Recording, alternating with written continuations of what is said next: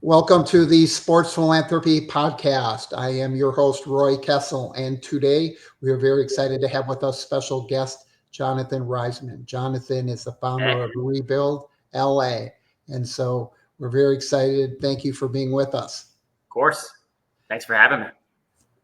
I know that the fires in LA were a big problem, and you're working hard to create opportunities for athletes and others to get involved in that rebuild process. So before we dive into all of that, I want to take you back to when Jonathan was a young boy and learn more about you and what sparked your passion for sports. Sure. I always had an interest in sports, and of course, there's the team camaraderie that is always amazing to be a part of, and then the competitive nature of it in general and the structure. So, yeah, I started sports early on. I played everything as everybody else does in the beginning of childhood. I played soccer, played baseball. That matured in high school, though, to being more serious about tennis. So I played a lot of tennis in high school, and then I also was a wrestler, which was interesting and fun. And so, yeah, carried that through all the way to college. Didn't play in college, but I still try to stay active with tennis and some other sports. And that's an interesting mix because you don't hear a lot of combination of tennis and wrestling. So, Yeah. what attracted you to those two sports? Well, wrestling, I loved for the conditioning. And so I wanted to basically be in as best shape as I could. And so I found that to be a good sport. And then tennis, I just naturally was very good at. And so I gravitated to that. I became a counselor when I was younger to teach tennis. And so I'd say both those things. Interestingly, both are individual sports in some ways, which is a unique parallel, but not why I chose them for any particular reason. So, as you progressed through school, you said you didn't play in college. Um, What went into that decision? Timing.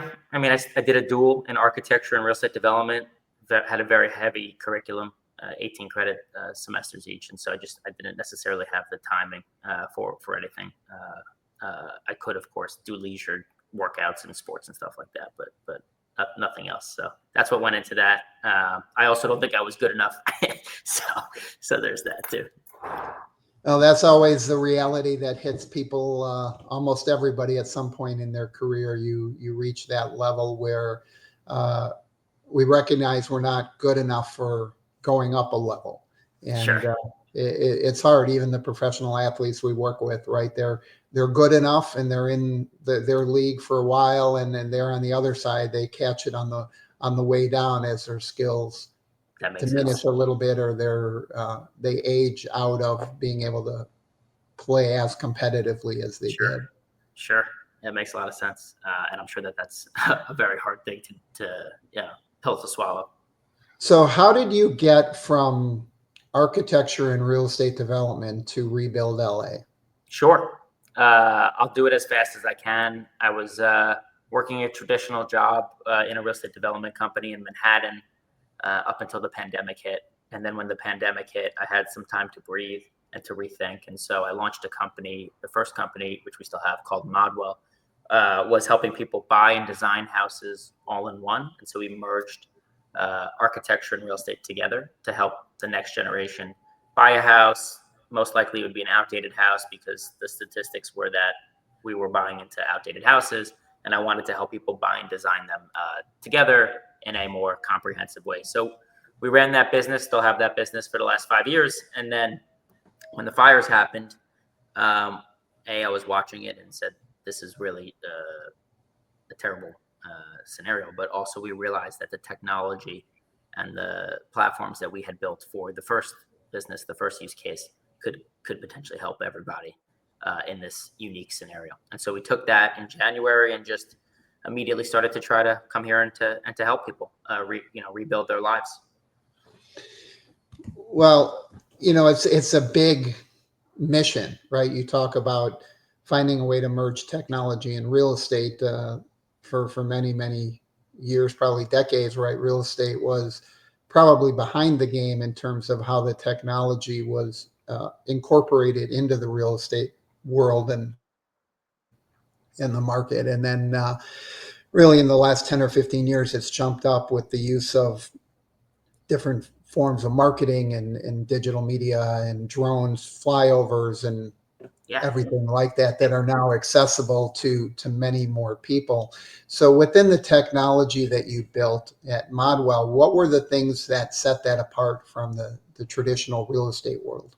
Sure. Yeah, we basically built two core components, which was differentiated. One was we leaned in pretty heavily to what is now called spatial computing. And so basically that's the ability to see your house in 3D and understand all the different potentials that you can do with that. It's called a digital twin, right? And so layering in some AI onto the digital twin and to the 3D modeling is what we were specialists in. And then we connected that to the MLS, which basically said, hey, here's your real estate listing. Here's your house in 3D. Here's everything you could do with your house with AI. And if you want to buy it, here's the real estate agent. And then here's the, statistics that would go into costs, price per square foot, things like that. So that was our differentiator. We leaned in, worked with that. We were working with NVIDIA. We were working with Google. We were working with all the different VCs in the real estate sector, which was great. But same use case for people who lost everything. When you lose everything, you need everything. So how can we use AI and spatial computing to help people feel like they can rebuild their lives and not just have this huge gap or hole or mess that they have to try to fill? So.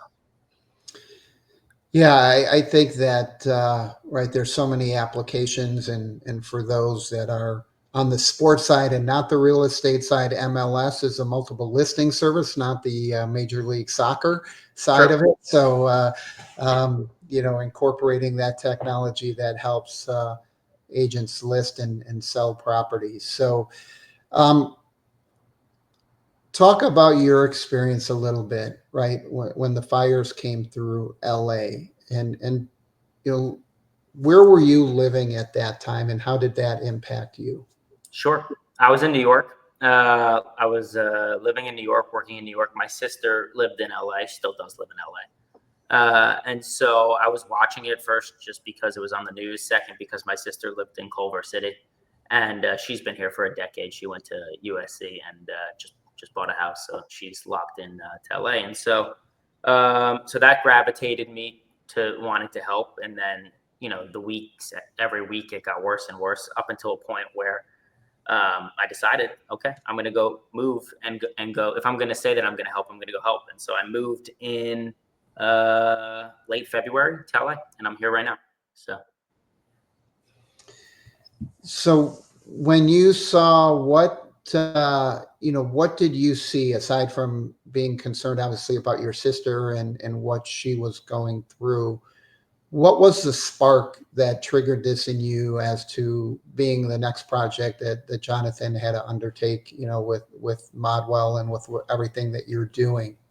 Sure. Well, there's two things that really make it extremely difficult. One is the scale, right? The complexities of the scale of how many acres or how big of the burn zones it was. We're talking huge amounts of land that needs to be redesigned and redeveloped. And then the second is the makeup of the assets, if you want to think of them as assets, they're houses, but the makeup of the real estate which was affected was primarily residential. So as opposed to a disaster that would happen to call it a commercial building, like an office tower or something like that, 10,000 plus people, individual people lost their houses. And that was the majority of the effect. And so why those two things come together is it is extremely difficult to build one building, let alone 10,000 individual homeowners all trying to build their houses all at once. And that is the unique blend that makes it extremely difficult, because you have to do master planning from an architectural standpoint of saying, how do we redesign our streets and our power grid and everything to be more future resistant, at the same time as communicating with every individual homeowner and saying, how do we get you back in your house with the permitting and all of that? And so that's why we originally thought and knew that this would be probably the most complicated thing currently that happened in the US. I mean, we've spoken to all of the institutions people are equating it. It's not exactly the same, but if you want to think about like what happened in New Orleans, many years ago, that rebuilding effort is of a similar scale. And so that was why, I wanted to try to help and try to get involved. And it is still extremely fragmented, political, all the above. But at the end of the day, if we could help anybody, any homeowner, get back into their houses, then that's a good thing. So. Yeah, I think that the scale is enormous, and I think the part that right, and maybe a little more, I don't know, terrifying might be the right word, right?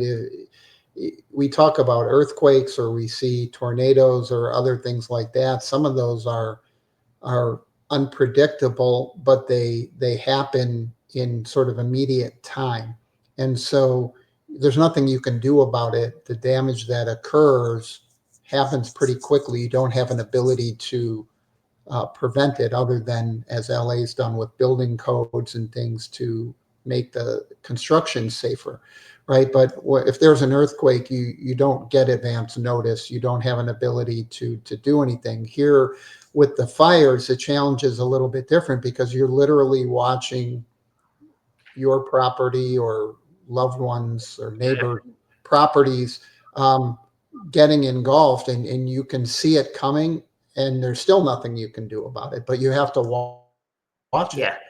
Yeah, potentially a little bit worse from a dragged out perspective. But our hope, and the reason why I think everybody is feeling this way, at least in the LA community that we're all a part of, is that because of the scale of this disaster and because of the technology and where we are in the world, that this could serve as a example and a kind of ground zero is the wrong word, but an example to say, hey, every time a disaster happens, we have a playbook. There's something that we can do to help. We know how to help. And so I think a lot of people are working towards that as a mission, basically to try to be better prepared and also just better educated from across the board. So. Yeah. And so you've developed an interesting model, which you are rolling out for Rebuild LA. But as we talked about, your big picture here is to be able to scale something that can be utilized really across the world for helping disaster recovery. Totally. Yeah. We want to be able to use this and help this in any scenario where there's a disaster across first the United States and then the world. I mean, it's increasing. Everybody here feels it. But if the statistics are just that it's increasing year over year, last year there were 28 events in the United States that were each north of $1 billion. So it's not like these are one-offs. And so the question becomes, how do we as a community, state, country, et cetera, team, come together to help people in these scenarios. And so that's what we're working to do. So take us through, I know the website is almost done and ready to be launched. Should be ready by September 1, 2025. So coming up quickly, but take us through what people are going to see on that site. Sure. There's two basic direct paths that you could take. One is I'm affected by a disaster, at which point you can create an account. We've ingested all of the data that we could of all of the properties that were affected, so you could find your house, sign up for your account, of course, verify that it's your house and your account. At which point we've built a what we call a AI guided home vault, which will take you through the entire process that you need to go through. And so everything from a house burned down, I'm dealing with insurance claims, I don't know what it means to hire an architect, what are the costs that are associated with a contractor, what are the timelines, all the above. So we've created a system that will guide people through all of that. And then the other account that we've created, you could like make two different ones, is I'm just preparing for the future. And so in many of our conversations, we spoke to the state, we spoke up in Sacramento to the to Newsom, to governor's office and things like that. We want to also be able to help anybody who lives in a at-risk area have an account so that they're prepared if something ever did happen, so that they could talk to their insurance companies or be ready. So those are the two choices that you have. And then we're working within that platform to try to reach out to every brand that we can to say, hey, do you guys want to help out? For example, Target. Next time something happens, do you want to be a part of people's process and helping them rethink how to restart? So. Yeah, and that's a big undertaking, right? I mean, we need, as they say, it takes a community, it takes a village. It's a whole ecosystem that has to come together to create a rebuild plan and model that will work to the scale of what Yeah. happened in LA and with most natural disasters. Yeah, I mean, it organically happens anyways. And it's what's required to rebuild the community. Hopefully we could put some structure to it and work with other people that want to put some guidance and some structure to it. But yeah, it's a big undertaking. Not without understanding the complexities that go into it. For sure, it's complicated, and so we can't do it alone. It takes a village. We're not trying to do it alone. That's just the mission. I think that everybody's kind of beating to that drum. So when you look ahead now, you're almost at that launch point. What are the things that people can do to help, or our community specifically from Sports Philanthropy Network can do to be part of this recovery process? Sure. I mean, we also know, looking ahead, that LA 28 is where the Olympics is coming into town, and so that's a big, obviously, community of sports. And so our goal is to work towards that as our mission. If we're putting a flag in the ground, we want to be helping as many people as we can to feel like they've done that and they've rebuilt and can I don't want to say the word celebrate, but we're using that as a mission, as a guide, as a goalpost, if you will.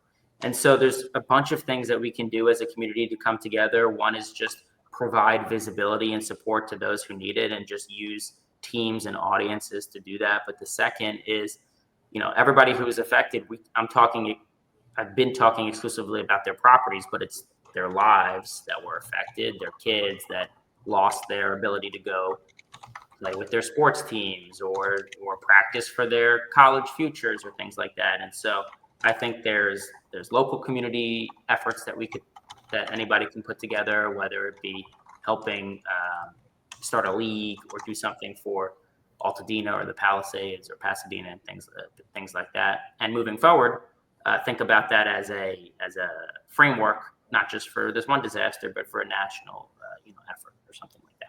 And so that would be the two things that come off right to stick out. And then the third would be, as these communities are rebuilt, we have the opportunities to think about, what is the community center going to look like? What are the sports arenas going to look like? Are you going to have a new, for example, Y? Is that Y going to have basketball courts? Is it going to have a football field? Are we going to rebuild a track? All of the above has the opportunity to be discussed from a sports perspective, which is both good, which is good. And so, yeah, those are the three things. Well, that's interesting. As we work on plans for Sports Philanthropy Network, and we've got sports philanthropy hubs that are being evaluated in different markets, I think that's a perfect ground for collaboration, where we can build these hubs that'll serve as really incubators for sports nonprofits to be able to collaborate and share resources and put into a community that can amplify the impact that they each have individually in a way that will allow them to leverage off of those resources, instead of having to invest an enormous part of that for themselves in something that they don't need at a full-time capacity, right? Positions like CFOs and COOs and media production studios and things like that, where they definitely need access, but not necessarily full-time use and control. So amazing. Sounds like that's an amazing place to start. Very, very exciting. So, Jonathan, thank you for sharing all of that. I'm sure that there's a lot that I haven't asked and haven't touched on. And I know with your heart and passion for this is things you could talk about for hours and hours. But tell everybody, from your end, what else we haven't yet discussed that you think would be useful for them to understand how they can get involved to make an impact with Rebuild LA. Yeah, I think we've covered a good amount. I would just say, if anybody wanted to get involved, whether it be someone interested in sports or an athlete or other, there's so much that needs to go into it, and just visibility alone is helpful. I've spoken to a lot of survivors who have gone through this disaster, and what ends up happening naturally is that there's a huge media cycle that happens in the beginning. It's all over the news, and then month after month, another disaster happens and another disaster happens, and they kind of feel like nobody is paying attention. And so just visibility, just voice, just audience is helpful to them in general, to basically say, hey, we're here, we hear you, we're not going anywhere. So that would be the lightest, easiest thing for anybody to get involved in. And then, what's interesting about sports is, well, there's a few things. Is one, people in sports leagues uproot their lives and move to a different city, so they become a part of a different community, and they're also from a different community. And so there might be people that are from LA but live in Miami, and are in a different sports league. So it touches really the entire United States. So just using your voice to speak about where you're from, or helping people in the community that you live is a good place to be.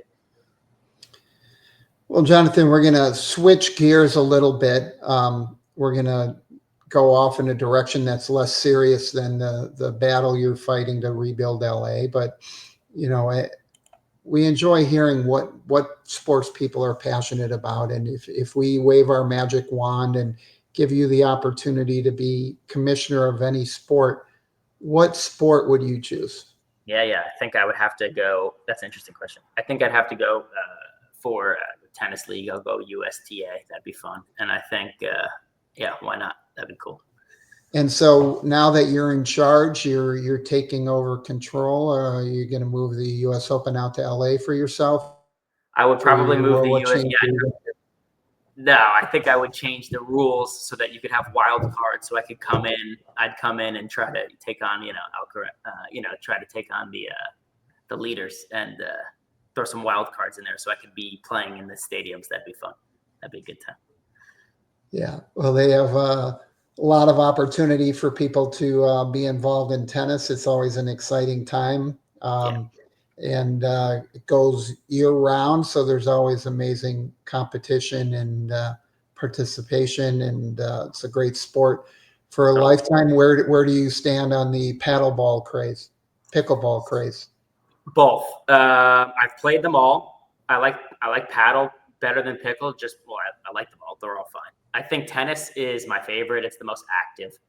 You get the biggest sweat. You have to do the most amount of work, if you will. Then I think paddleball and pickleball are very social, very easy for people who want to just have fun. Of course, they're taken seriously, but I would say they're more social, at least in my view, which is fun. But what do you think about the craze? Because it's all over the country. Yeah, I'm a tennis guy like you. I feel tennis is an incredible sport. Played a lot growing up and in high school, and taught during college, and still play. Hopefully, ideally, a couple times a week. It's different. Tennis is a hard sport to be good at, and it's not a lot of fun if you're playing with people that are at different levels. And I think one of the attractions for pickleball is A, it's much easier to pick up and just play, and B, you can play with a wider gap in ability, and it can still be fun. May not be ultra competitive or crazy, but you can still have fun with it. I think tennis is very, very hard if you start getting more than a half a point rating differential. It's usually not that much fun for the better player, or if they're taking it seriously, it's not going to be fun for the lower rated player. I agree with that. And I've broken some rackets in my time, so I could speak to the frustration in tennis, but no, I love them. I love them all. I feel excited, I suppose, that racket sports is growing. That's always a good thing. And so yeah, we'll see. I'll dip my toe into all three. Terrific. Well, Jonathan, thank you so much for joining us on the Sports Philanthropy Podcast today. And for our viewers and listeners, we appreciate you taking the time to join us. This is your host, Roy Kessel, signing off. Please remember to live generously. Thanks, Thank you. Roy. Appreciate it.